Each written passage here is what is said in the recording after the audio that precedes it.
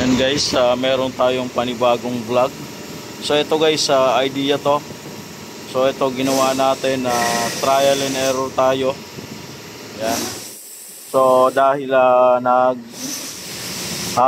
yung langis tapos sa tubig. Tapos dito sa dipstick.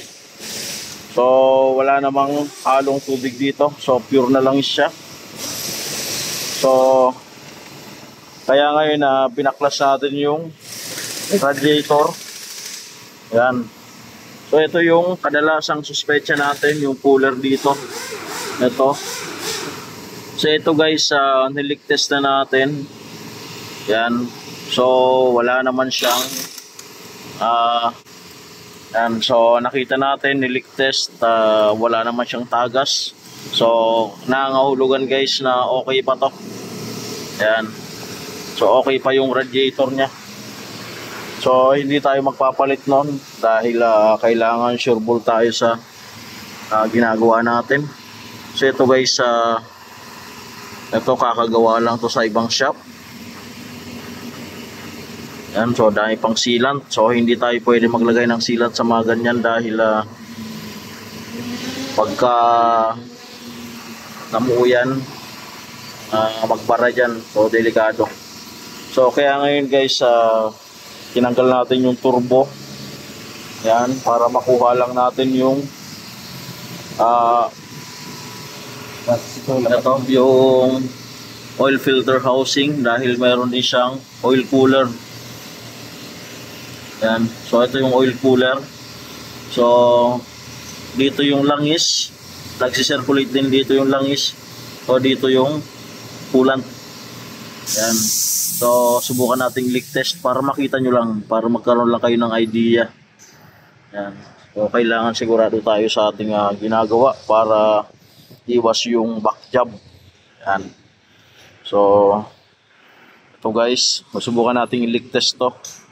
So yung radiator okay na yon, wala nang problema yon.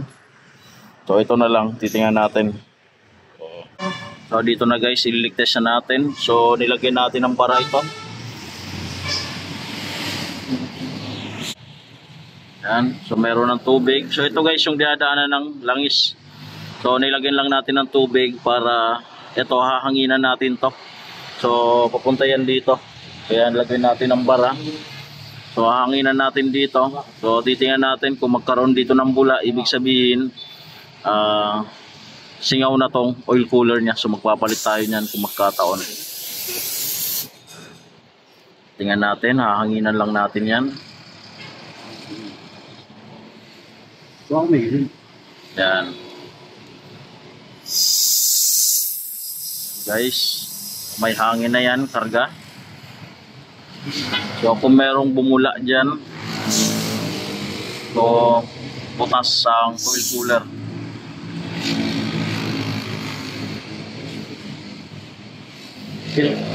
Yan, antayin lang natin.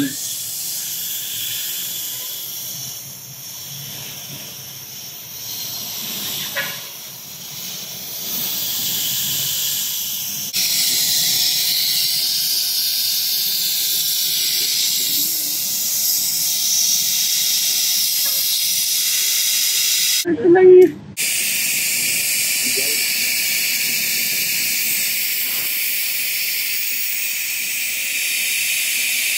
Yan, so makita nyo yung bula na yun. Ayun yun. So napakaliit lang na bula.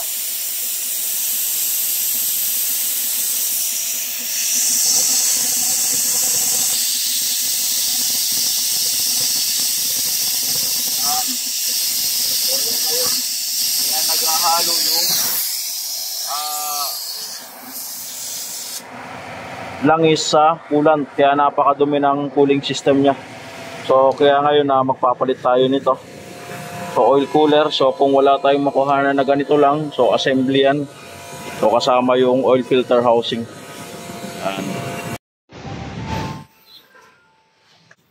Yun guys, so dito na yung pamalit natin.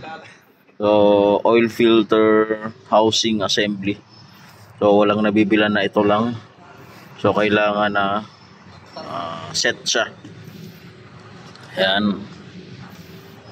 Parehas na parehas. Ayan. So ikakabit na lang natin to. So ito guys, ito panlilipat natin to. Itong sending unit niya. O itong hose. Yan. Guys, so may sealant, napakakapal. So kailangan tanggalin natin yan. Tapos yung dito natanggal na. So hindi yan guys nilalagyan ng sealant. Dahil delikado. Baka magbara lang yan dyan. Yan guys, so nandito na. So ito lalagyan lang natin ng grasa. Tapos ito, lagyan din natin to. Yan, so kailangan may grasa din yan dito. Yan, so pwede na natin isalpak. So hindi natin kailangan guys maglagay pa ng sealant dyan. Dahil makakabara lang ang sealant dyan. Dahil pagka naglapat na yan, okay na yan.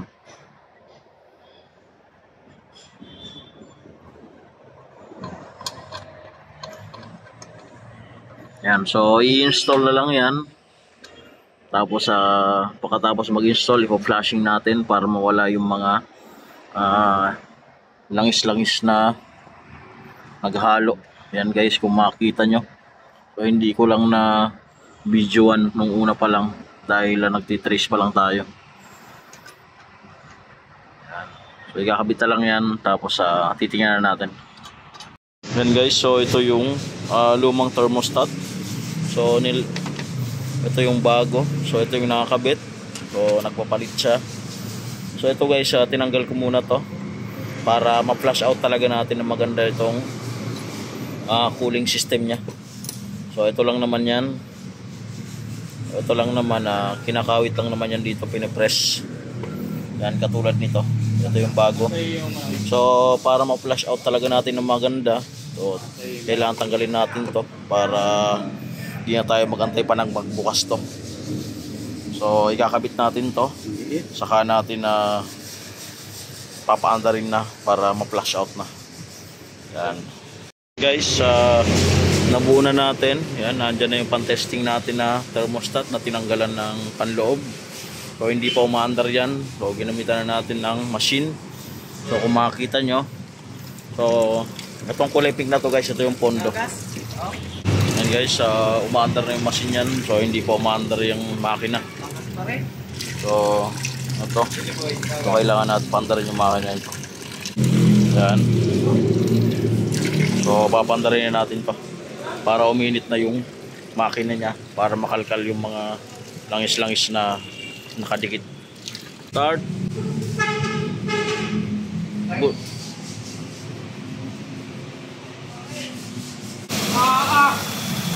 Grabe.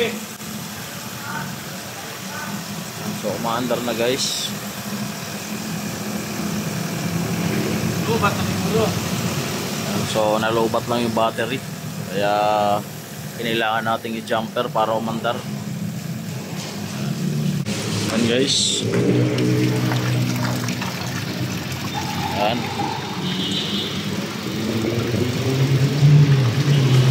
Umaandar yan, walang thermostat. So, talagang flash na flash yan. So kailangan lang natin ng marami-raming tubig pang flashing para malinis yung pinakang loob ng makina. So maandar na yung machine natin, maandar na rin yung makina. So hindi mo natin nilagyan guys ng yung reservoir nya para makabuhilo lang siya habang nagpa-flash tayo.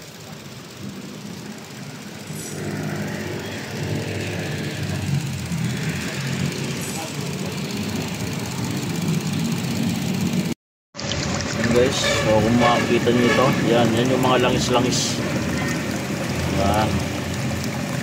Yan yung mga langis-langis. So, napa-flash out na siya.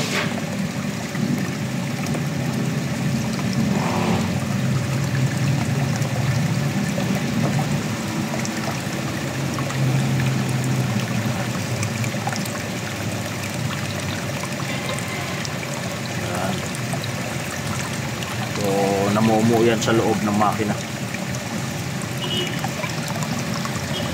Guys, uminit na. Yan. So, kumanda na. So, na-flash out na siya. So, kanina pa to guys, nag-flow yung water niya. So, napakainit niya, no? So, kanina pa siya napa-flash. Tapos, okay na. So, susunod natin yung coolant. So, lalagay lang tayo ng pondo dahil tatanggal pa tayo nung thermostat housing. Ibabalik natin yung bago. So, pupondoan lang natin ang coolant para malaman na ng coolant sa loob ng makina. And guys, so yan na yung coolant. Upang pupondo natin sa loob ng makina. Papahigupin natin yan. So, hanggang sa lumabas dito. So, kailangan magkulay blue to. So, pagka nagkulay blue na, so pwede natin ibalik yung thermostat na bago.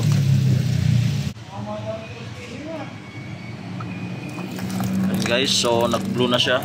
So, palitan na natin ng bagong thermostat housing. And guys, so nandito na, nabunot na yung thermostat housing. Tinanggalan natin ng thermostat dito. So, kakabit na lang itong bago. Tapos, bubuuin na lang yan. So, titingnan natin. Guys, okay na. O, pinalitan natin yung dito, yung pinakang gitna, yung filter assembly. Yan. So okay na siya, nagnormal na rin. O, hindi talaga guys siya simot, pero okay na yan, hindi na naghahalo yan. So hanggang dito na lang yung vlog ko. So sana makatulong sa mga naka Chevrolet dyan. So merong mga oil cooler na sakyan tulad ng Trailblazer, ganon. So basta guys, yung meron mga oil cooler, so tapos naghahalo yung mga coolant tapos langis. So ito lang muna yung ginagawa natin na pauna. So hindi natin kailangan bumaba ng top cylinder head gasket. So dito lang muna tayo sa minor. So hanggang dito lang tong vlog ko. Like and subscribe to my channel. Thank you.